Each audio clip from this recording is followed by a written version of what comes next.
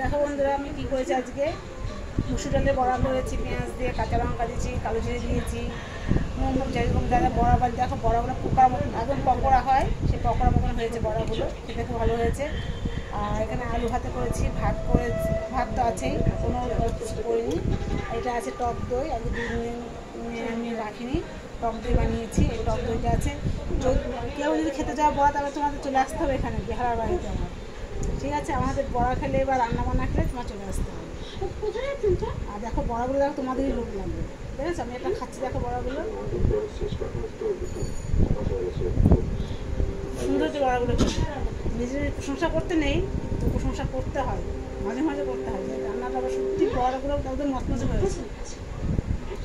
ভালো লাইক করবে, শেয়ার করবে, কমেন্ট করবে, সাবস্ক্রাইব করবে। আমার পাশে তোমার সাপোর্ট করো তোমরা সবাই মিলে। তোমার কিন্তু সাবস্ক্রাইবটা করছো না, কমেন্ট করছো না, সাবস্ক্রাইব আমার হচ্ছে না, দেখতে পাচ্ছি যেটা।